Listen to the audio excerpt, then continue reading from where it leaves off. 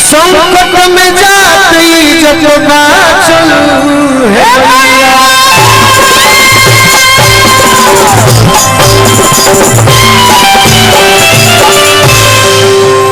तदैव वंश घालक प्रतिपालक हो आलम के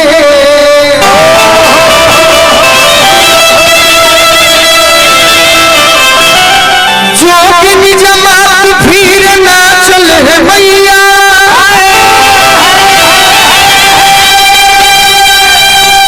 महिषासुर मर्दनी हो मर्दनी में हूल फूल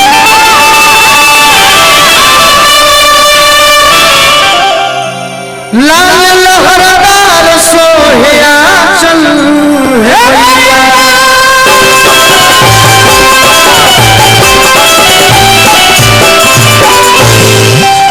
तनिषि महर्षि देवर्षि ब्रह्मर्षि लो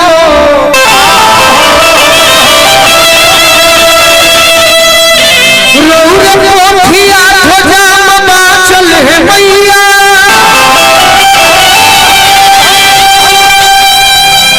दस भुजधारी हो शिकार के मतारी में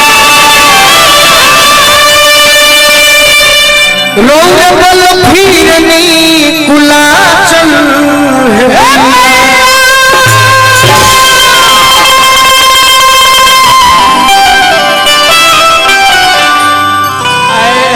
माई के सुमिरन वंदना आराधना प्रार्थना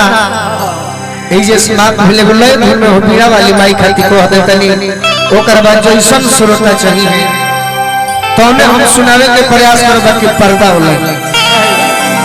बाकी बहुत कहलन के माई न काला बा न गाला बा बाकी तहर कृपा बा के जी जेने देखी त कदो गोलुए राजा के हालत ये तहर कृपा खाली बन रहे के चाहिए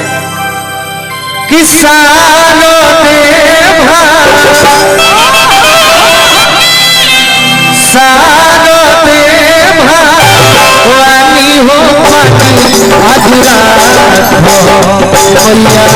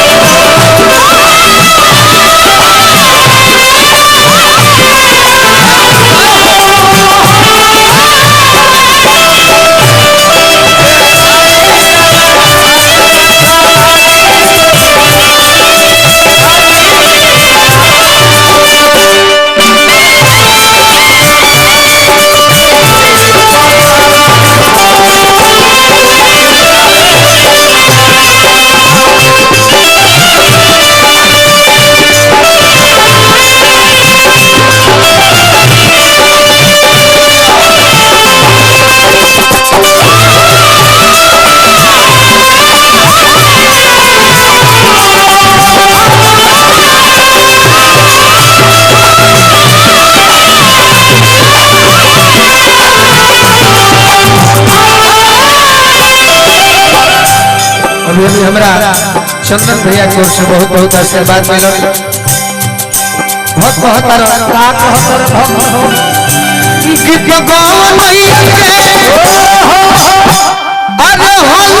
अरे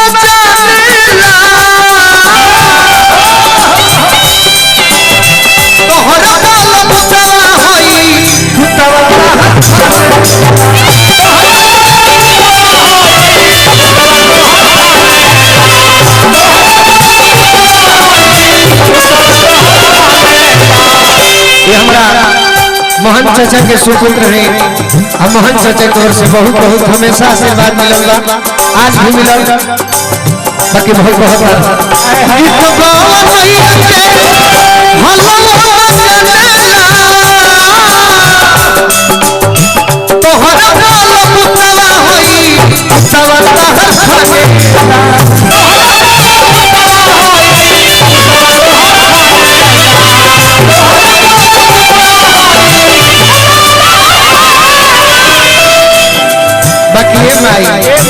श्री पिंटू पांडे जी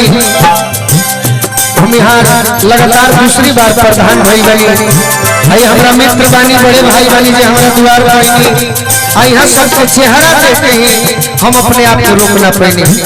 हमारा गार्जियन बनी भैया हमारा मंगल सिंह जी की ओर से हजारों हजारों रुपया करके बाद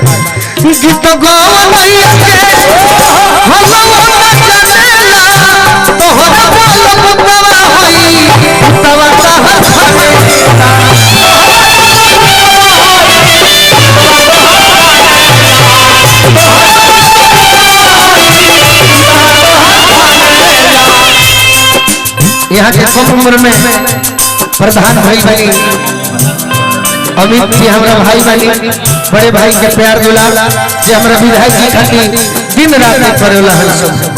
बाकी ये माई सोचो होई सोचो होई आवाज